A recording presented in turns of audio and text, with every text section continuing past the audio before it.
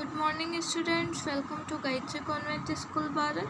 Myself Sania Qureshi as your EVS teacher and this is class of EVS.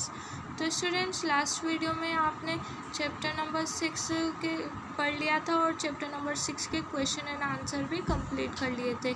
तो आज हम इस video में चैप्टर नंबर 7 से स्टार्ट करेंगे।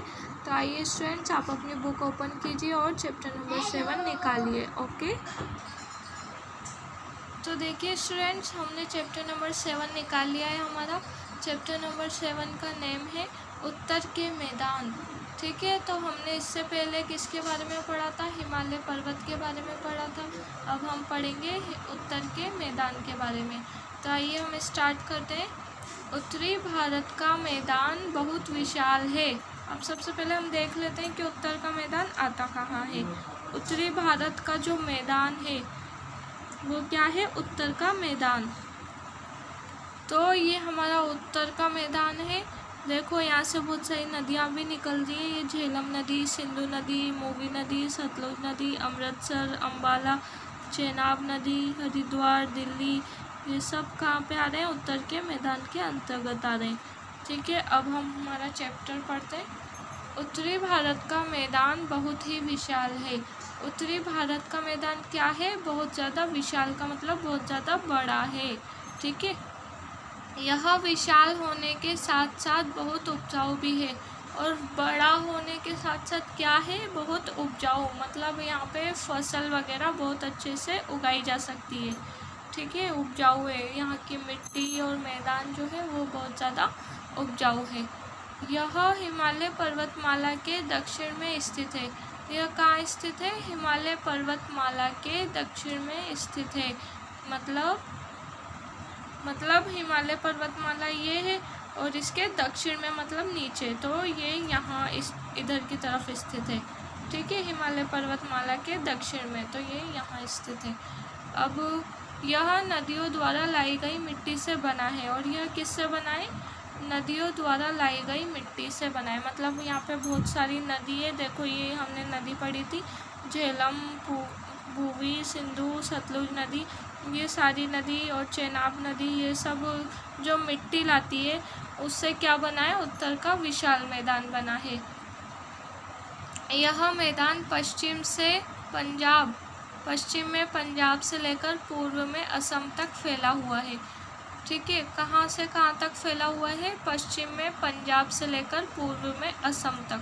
तो पंजाब कहाँ है? अमृतसर, ये अमृतसर। ठीक है, पंजाब में अमृतसर है, तो यहाँ से हम अंदाज़ा लगा सकते हैं कि यहाँ पे पंजाब है।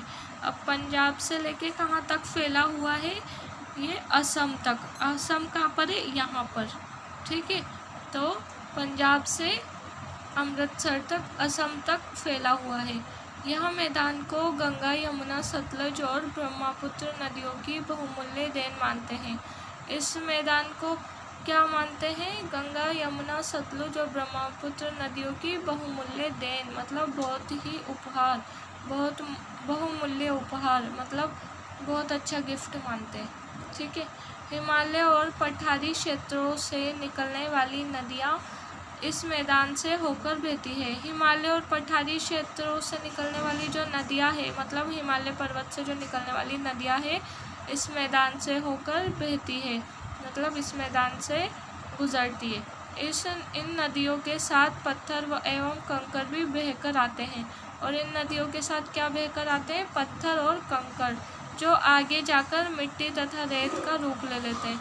मतलब पत्थर अगर बहता बहता आएगा तो वो बहता बहता क्या हो जाएगा? छोटा हो जाएगा।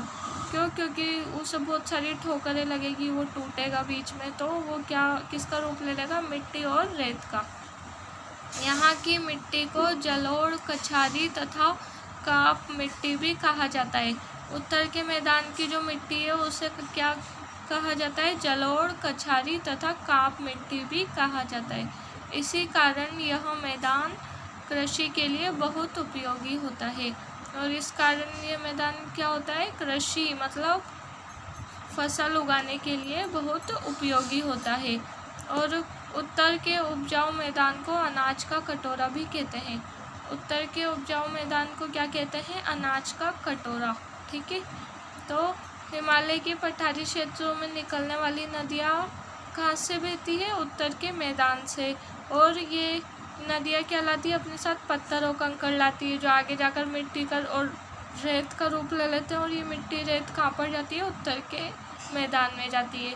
और इस मिट्टी को क्या कहते हैं? उत्तर के मैदान में जो मिट्टी पाई जाती है उस मिट्टी को कहते हैं जलोढ़, कछारी तथा कांप। जलोढ़, कछारी तथा कांप मिट्टी कहते हैं। यह मैदान कृषि के लिए बहुत उपयोगी है। मतलब यहाँ पर अगर हम कृषि करते हैं, वैसे करते हैं, यहाँ पर बहुत ज़्यादा कृषि की जाती है। ठीक है, तो यहाँ पे कृषि की जाती है तो वो क्या है? बहुत ज़्यादा उपयोगी है।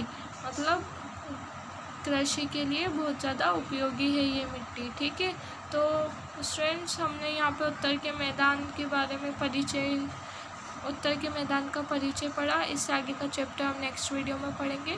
तो ये वीडियो हमारी फिनिश होती है। Okay, goodbye, take care.